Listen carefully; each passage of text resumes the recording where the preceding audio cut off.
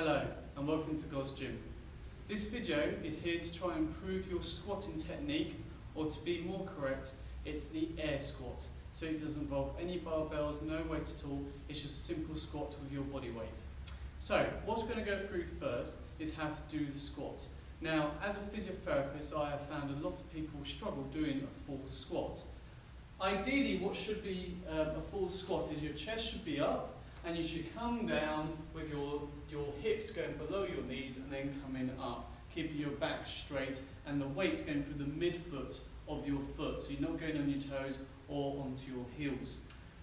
What I have found in my job is that a lot of people compensate with how they squat due to tightness either in the hips or the ankle.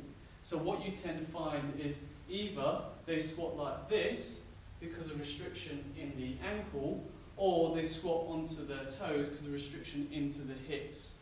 Now, neither of these are great, because if you're squatting from the waist instead of going through the hips and the knees to reduce down your ankle range of movements, what happens then if you did have a barbell on your back, it would be pulling you down out of your centre of gravity, and obviously that puts a lot more strain on your back because you're fighting against the weight here, whereas ideally the weight should be straight down the centre of gravity.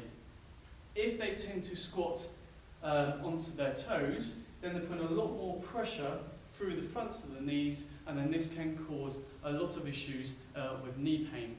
What I'm going to go through now is just general tips of how to improve how you squat. So the first one we're going to look at is your foot position. Now, normally people say, well, how wide should my feet be? Normally what I recommend is pretend you're going to do a jump into the air, and that's the general width of where you should place your feet. If you have got slight knee issues, sometimes it's more comfortable if you're a little bit wider.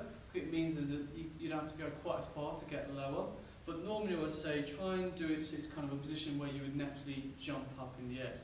With regards to your actual foot position, you want your feet virtually straight ahead. You can have them slightly turned out, but you want them virtually straight ahead.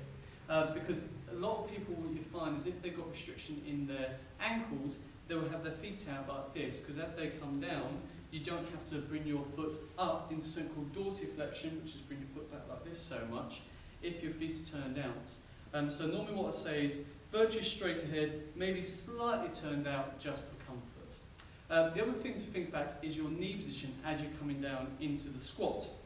Now, ideally what you want with your knee position is you want your knees to virtually come out slightly, virtually over kind of your second toe. What you don't want is your knees dropping in, because that will put a lot of pressure on your MCL and your ACL, which are two very important ligaments in your knee, and also your cartilage within your knee. And it's just not a very good position here. Normally you find people drop their knees in, could be anything due to tightness or weakness in the glutes, but again, it's trying to make sure you're keeping those knees out as you're coming down, so you've got a nice position just roughly over your second toe.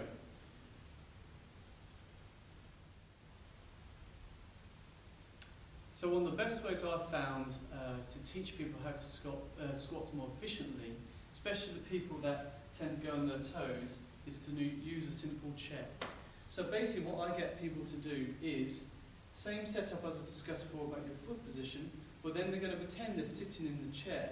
So they come down, sit, and come back up. Because if they try to squat like they would going onto their toes, they would miss the chair. So it always gets them used to using their hips more to come down, sit, and then come back up. And I found that's a real helpful prompt to almost say pretend you're sitting. Okay.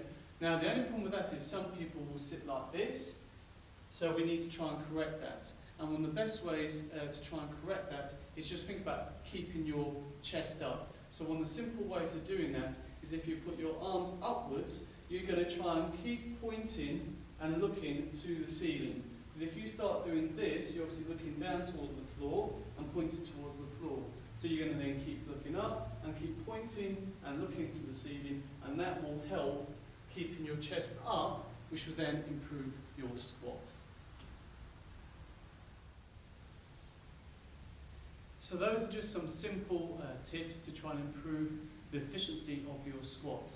Then it's just practice, practice, practice, and try and get your body used to moving in a different way.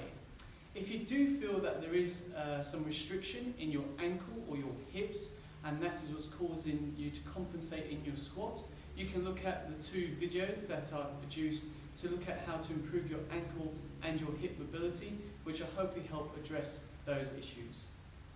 Thank you, and God bless.